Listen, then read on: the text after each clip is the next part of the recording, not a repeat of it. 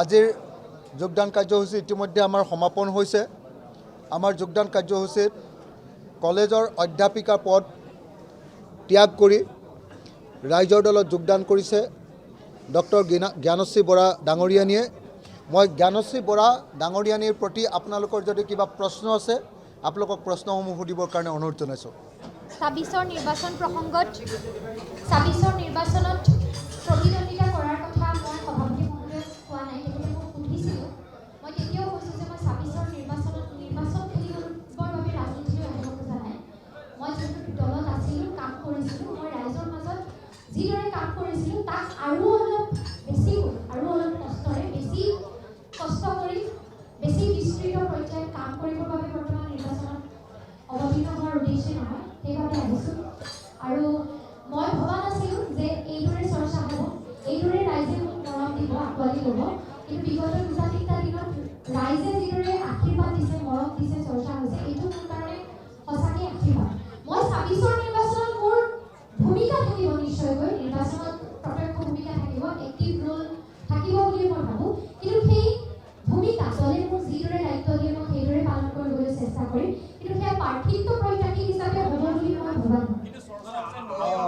মই এটা কথা খালি কৈ লওঁ মাজতে, ইতিমধ্যে মৰিয়নি বিধানসভা সমষ্টিৰ পৰা মোলৈ সাংঘাতিক ধৰণৰ ফোন আহিছে আৰু সকলোৱে কৈছে যে মৰিয়নি বিধানসভা সমষ্টিত ডক্টৰ জ্ঞানশ্ৰী বৰাক প্ৰাৰ্থিত্ব দিব লাগে। মই এটা ফোন নম্বৰ, মোৰ ফোন নম্বৰটো ৰাইজৰ কাৰণে মুকলি কৰি দিছোঁ। মোৰ ফোন নম্বৰটো হ'ল 8822424271 8822424271 8822424271 এই ফোন নম্বৰত জ্ঞানশ্ৰী বৰাই এতিয়া ৰাইজৰ দলৰ যোগদান কৰাৰ পাছত, অধ্যাপিকা চাকৰি এৰি যোগদান কৰাৰ পাছত তেওঁ এইবাৰে নিৰ্বাচন খেলা উচিত হয়নে নহয়, আৰু মৰিয়নি সমষ্টিৰ ৰাইজৰ পৰা মই স্পেচিফিকেলি সুধিব খুজিছোঁ যে কিমান মানুহে মৰিয়নি সমষ্টিলৈ জ্ঞানশ্ৰী বৰাক নিৰ্বাচন খেলাটো বিচাৰে। তেখেতসকলে মোৰ ফোন নম্বৰত হোৱাটছআপ মেছেজ দিয়ে, অকল মেছেজ, ফোন নকৰিব প্লিজ। হোৱাটছআপ মেছেজ দি, যোৱাবাৰ এবাৰ হোৱাটছআপ মেছেজ দিছিলোঁ, মোৰ ফোনটোৱে লক হৈ গ'ল, ইমান বেছি হোৱাটছআপ আহিলে। কিন্তু এইবাৰ মই অনুৰোধ কৰিম যে দৰকাৰী কথাবিলাক আপোনালোকে উল্লেখ কৰিব। মই আকৌ নাম্বাৰটো কৈ দিছোঁ, 8822424271 এই নাম্বাৰত মৰিয়নি বিধানসভা সমষ্টিৰ ৰাইজে জ্ঞানশ্ৰী বৰাক বিচাৰে নেকি এই কথাটো জনাব পাৰিব। আৰু লগতে তেখেতসকলে জ্ঞানশ্ৰী বৰাই এইবাৰ ইলেকশ্যনত অংশগ্ৰহণ কৰা উচিত নে অনুচিত, কি কৰা উচিত, এই সম্পৰ্কে মোৰ হোৱাটছআপ নাম্বাৰটোত আপোনালোকে জনাব পাৰিব। মানে মই দলৰ সভাপতি হিচাপে বিচাৰোঁ, আজিৰ দিনটোত মই প্ৰথমতেতো তাইক সুধিছিলোঁ, মই জ্ঞানশ্ৰীক সুধিছিলোঁ, জ্ঞানশ্ৰী মোৰ নিজৰ ভণ্টিৰ নিচিনা, তাইক মোক সুধিছিলোঁ যে তই এইবাৰ ইলেকশ্যন খেলিব খোজ নে নাই। তাই ক'লে মই ইলেকশ্যন এইবাৰ খেলিব নোখোজোঁ। মই সুধিছিলোঁ যে তোৰ নিজৰ এই 2.5 বছৰ চাকৰি কৰি পইচা পাতি অলপ গোটাইছনে। কৈছে 1 টকাও নাই বেংকত, যি আছিলে চববিলাক খৰচ কৰি দিছোঁ। তো গতিকে 1 পইচাও নোহোৱাকৈ জ্ঞানশ্ৰীয়ে আজি আমাৰ ৰাইজৰ দলত যোগদান কৰিছে।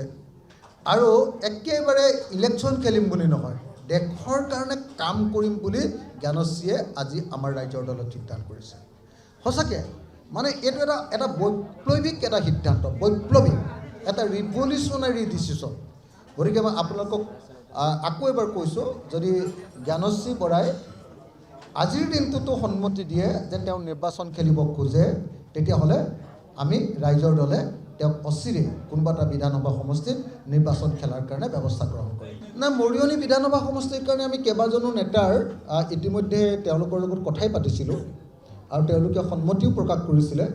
কিন্তু যদি জ্ঞানশ্ৰীক বেছিকৈ বিচাৰে ডেফিনেটলি তেওঁলোকক ইফাল সিফাল কৰি জ্ঞানশ্ৰীক আমি মৰিয়নি দিব পাৰোঁ, নহ'লে মৰিয়নিৰ উপৰিও তিয়কৰ কথা কৈছে, মৰিয়নিৰ উপৰিও দেৰগাঁৱৰ কথা কৈছে, এইবিলাকো আমি বিবেচনা কৰিব পাৰোঁ।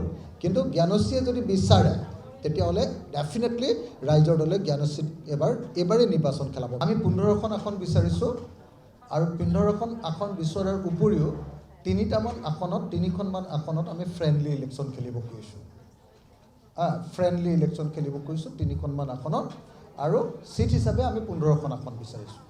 কিন্তু আমি এতিয়ালৈকে একো সিদ্ধান্ত হোৱা নাই দেই, মানে এনেকৈ নহয় যে আমি এইটো নহ'লেই নহ'ব এনেকৈ কৈছোঁ, এনেকুৱা নহয়। কিন্তু আমি 15খন আসন নহ'লেই নহ'ব বুলি কৈছোঁ। বাকী 3খন আসনৰ কথাটো কোৱা নাই। তাৰ ভিতৰতে কংগ্ৰেছ দলেও আমাক কিবা এটা প্ৰস্তাৱ দিছে, গতিকে এই সম্পৰ্কে আলোচনা চলি আছে। আলোচনা অতি সোনকালে শেষ হ'ব বুলি আমি আশা কৰিছোঁ। মানে যিকোনো সুশিক্ষিত মানুহ, সংস্কৃতিবান মানুহ, কালচাৰ জনা শুনা মানুহ এতিয়া ৰূপজ্যোতি কুৰ্মীক এতিয়া আৱৰ্জনা বুলি ভাবে। ৰূপজ্যোতি কুৰ্মীক ভাবে যে আমি কি বস্তুৰ পাল্লাত পৰিলোঁ। মই এইবাৰ যে মৰিয়নি সমষ্টিলৈ গৈছিলোঁ, মৰিয়নি সমষ্টিৰ ৰাইজে কৈছে যে আমি এই সময়খিনিত অকল ৰূপজ্যোতি কুৰ্মীৰ ঘৰৰ মদৰ দোকানখনে ডাঙৰ হোৱা দেখিলোঁ। অকল যোৰহাটৰ চিনামৰাত থকা বিলাতী মদৰ দোকানখন ধুনীয়া কৰা দেখিলোঁ, তাৰ বাহিৰে সমষ্টিৰ একো কামেই নহ'ল। মই নিজেও সেইটো সমষ্টিৰ মানুহ। মই 1991 চনত হেমলাই স্কুলৰ পৰা মেট্ৰিক পৰীক্ষা দিছিলোঁ, আৰু তেতিয়া মই হাইস্কুললৈ হেমলাই হাইস্কুললৈ যাবৰ কাৰণে যিটো ধুদৰালিয়েদি গৈছিলোঁ তেতিয়াও ভগা আছিলে। মই তাৰপিছত কটন কলেজলৈ অহাৰ পাছতো ভগা আছিলে। তাৰপিছত মই আন্দোলন কৰি থকাৰ পাছতো ধুদৰালিটো ভগা আছিলে, আৰু এতিয়াও ধুদৰালিটো ভগা। আজিৰ দিনটোতো ধুদৰালি কমপ্লিট হোৱা নাই। অথচ স্বাধীনতাৰ 80 বছৰৰ এই যোৱা 80 বছৰ, স্বাধীনতাৰ পাছৰ 80 বছৰৰ 40 বছৰ, 15 বছৰ ৰূপজ্যোতি কুৰ্মীৰ মাক ৰূপম কুৰ্মী বাইদেউ আমাৰ বিধায়িকা আছিলে, আৰু 25 বছৰ ৰূপজ্যোতি কুৰ্মী তাৰ বিধায়িকা, 40 বছৰে কুৰ্মী পৰিয়ালে আছে। সেইকাৰণে মানে মৰিয়নিৰ মানুহ কুৰ্মী পৰিয়ালক এবাৰ খেদিবৰ কাৰণে পূৰা উদ্গ্ৰীৱ হৈ উঠিছে। আৰু সেইকাৰণে অগ্নিকন্যা জ্ঞানশ্ৰী ডক্টৰ জ্ঞানশ্ৰী বৰা যদি সঁচাকৈ মৰিয়নিলৈ যায়, নিশ্চয় আমি সুখী হ'ম। মই মানে আপুনি যিজন মানুহৰ নাম কৈছে সেই মানুহজনৰ নামো শুনা নাই আৰু তেওঁৰ কথাও শুনা নাই, গতিকে সেইটো প্ৰশ্নৰ উত্তৰ দিব নোখোজোঁ। আৰু বেলেগ কিবা আছে যদি কওক। মোৰ হাতত মানে অসমৰ মুখ্যমন্ত্ৰীৰ পৰিয়ালৰ হাতত কিমান মাটি আছে তাত সকলো দলিলবিলাক আছে। অসমৰ মুখ্যমন্ত্ৰীৰ পৰিয়ালৰ হাতত মানে তেওঁলোকৰ পৰিয়ালৰ সদস্যবিলাকৰ নামত যিমান মাটি আছে তাৰ সমস্ত কি ক'ব দলিল, মানে কি কয় এখনক মাটিৰ কাগজখন কি বুলি কয়, জমাবন্দী। তাৰ সমস্ত জমাবন্দীৰ কপি মই উলিয়াই থৈ দিছোঁ। কেইহাজাৰ বিঘা মাটি আছে সেইটো মই এতিয়া তেওঁলোকৰ পৰিয়ালৰ নামত কেইহাজাৰ বিঘা মাটি আছে তাক মই একদম স্পষ্টকৈ কৈ দিব পাৰোঁ। আৰু বেনামত থকা মাটিবিলাকৰ কথা নাজানো অৱশ্যে, মানে আছে মোৰ লগত, কিন্তু বেনামত থকা মাটিৰ কথা এনেই ক'বহে পাৰি, কিন্তু নামত থকা মাটি কেইবা হাজাৰ বিঘা। আৰু তাৰ যদি কিবা তথ্য লাগে মই আপোনালোকক 10টা ফাইল আপোনালোকক দি দিব পাৰিম।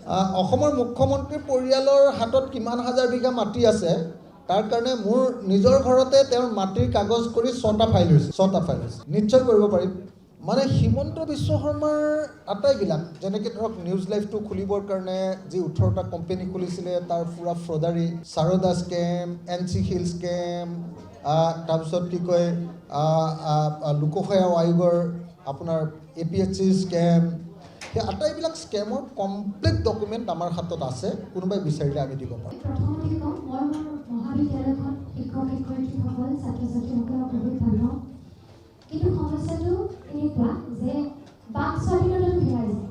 প্ৰথম কথা, আপুনি কিবা এটা সমস্যা যদি পাইছে, কিবা এটা অসুবিধা হৈছে, যিটো মাত মতাৰ আমাৰ সংবিধান প্ৰদত্ত অধিকাৰ, সেই অধিকাৰটো কাঢ়ি কেতিয়াবাতে লৈ যোৱা হৈছে। যে আজি যদি শিক্ষকসকলৰ, অধ্যাপকসকলৰ কিবা এটা সমস্যা আছে, শিক্ষা ব্যৱস্থাটোৰ ক'ৰবাত কেৰুণ আছে, তেওঁলোকে দেখুৱাই দিবলৈ বিচাৰে, সেই দেখুৱাই দিয়াৰ অধিকাৰটো তেওঁলোকৰ নাই, কাৰণ দেখুৱাই দিলে মাত মাতিলে চাকৰিটো যায়।